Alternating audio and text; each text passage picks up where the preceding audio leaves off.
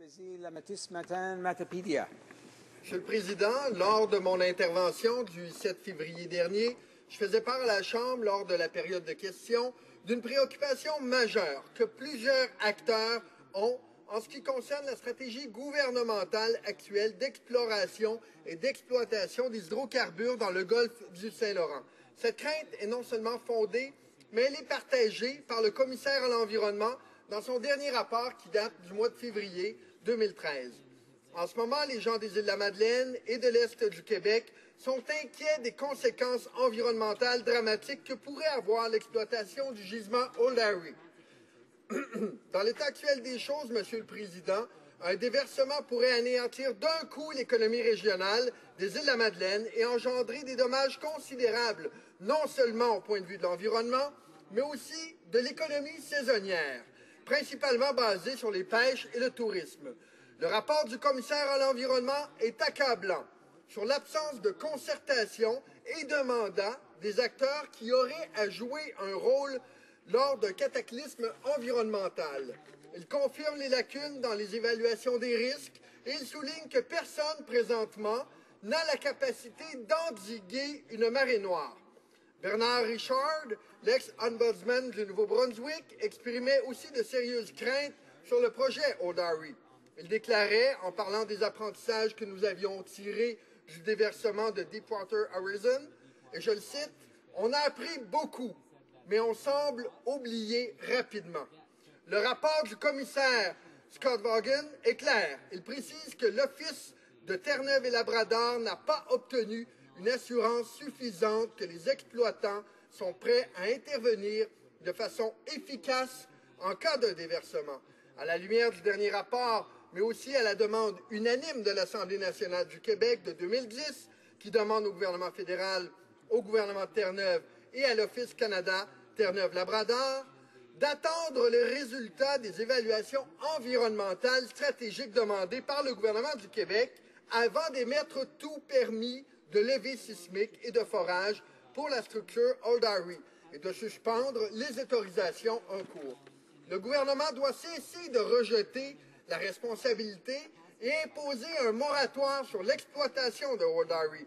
Il s'agit de l'un des écosystèmes marins les plus grands et les plus productifs du monde. Il revêt également une importance économique car il est utilisé de façon intensive pour la pêche, les activités récréatives, en plus d'être une importante voie de transport maritime.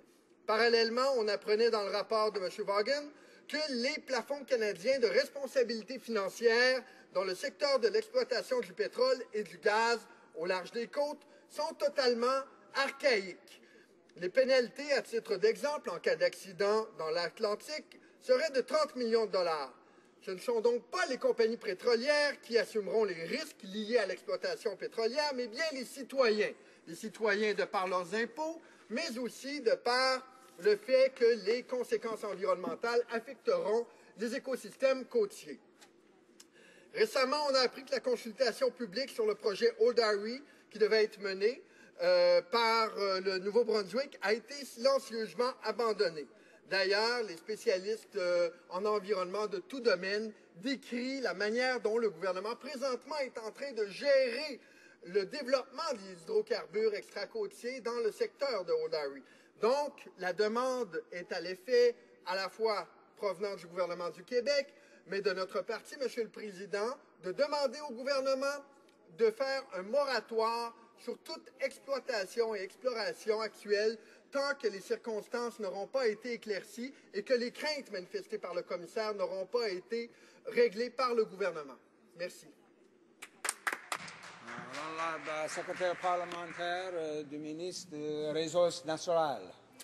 Thank you, Mr. Speaker. And Mr. Speaker, I would like to thank the member opposite for providing me with the opportunity to share with the House the environmental review process for the Old Harry project in the Gulf of St. Lawrence. I think it's important, Mr. Speaker, that we take a look at the facts here and not at fear-mongering. As members know, Canada has very strong environmental laws and standards. We have a robust safety regime. We have experienced, independent offshore regulators. Oil and gas rigs on Canada's offshore, including equipment and operating training, must meet strict standards that are amongst the highest in the world. We recognize the importance of the Gulf of St. Lawrence to all Canadians, and we understand that some stakeholders have very legitimate concerns about environmental sensitivities in this region. Many Canadians have an interest in oil and gas drilling in the Gulf of St. Lawrence and its potential impact on the 5 surrounding provinces. That's why we rely on arm's-length, independent regulatory bodies to make science-based decisions on development in Canada's offshore. The 2005 Strategic Environmental Assessment for Western Newfoundland and Labrador is currently being updated, and consultations have been held in all 5 provinces. The Strategic Environmental Assessment update seeks to ensure that any drilling in the Gulf will be safe for the environment and safe for Canadians. The assessment by the Canada, Newfoundland and Labrador Offshore Petroleum Board is an important step to ensure that the safety of the environment will be protected. I want to assure all members that Canadian regulators will not allow any offshore activity to take place unless they're convinced that the environment will be fully protected. And as you know, the Old Harry Corridor, or the Old Harry project, is currently on hold. Last January, Corridor Resources requested a prohibition order by the board until the strategic environmental assessment of the Gulf of St. Lawrence is complete. So, Mr. Speaker, in summary, the strategic environmental assessment of the Gulf is going forward as planned. That means we have an independent regulatory body that is doing its job in the best interests of Canadians. The environmental assessment of Old Harry is on track, and the project will not proceed until we are convinced that the environment of the Gulf Coast will be protected. That's the bottom line, Mr. Speaker. Thank you. La députée de Haute-Gaspésie, la Métis Matin, Matapédia. Monsieur le Président, des spécialistes d'Environnement Canada ont constaté de nombreuses erreurs dans le scénario élaboré par l'entreprise Corridor Resources pour prédire les impacts d'un déversement de pétrole dans le cadre de son projet de forage exploratoire du gisement Old Harry en plein cœur du golfe du Saint-Laurent. Selon les documents présentés d'ailleurs par la compagnie, par la pétrolière, dans le cadre de son étude d'impact, les conséquences d'un déversement d'or noir seraient on ne peut plus limitées et dureraient moins de 24 heures. Un scénario carrément risible par tout expert qui se respecte, Monsieur le Président.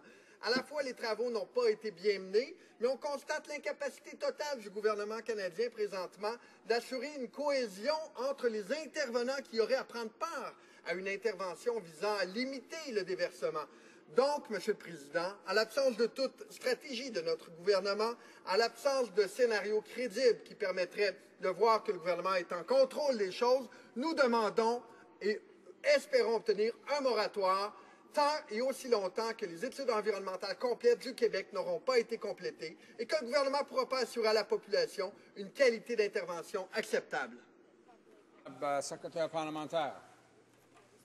Thank you, Mr. Speaker. And the member opposite seems to be opposing this project before a scientific environmental assessment is even completed, and that's regrettable. It's precisely why we have environmental assessments, to ensure that politics does not color the conclusions of the report.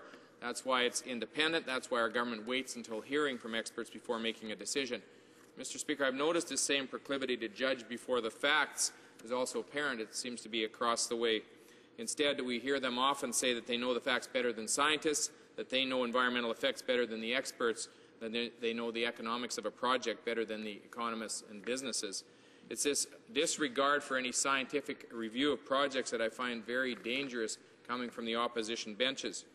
I would recommend that the member opposite wait and listen to the conclusions of the independent scientific reviews. It's what our government is doing, and it's the responsible approach. So I repeat, Mr. Speaker, this project will be reviewed by an independent group of experts. We look forward to reviewing their report before making a decision, and I hope that the member opposite will do the same.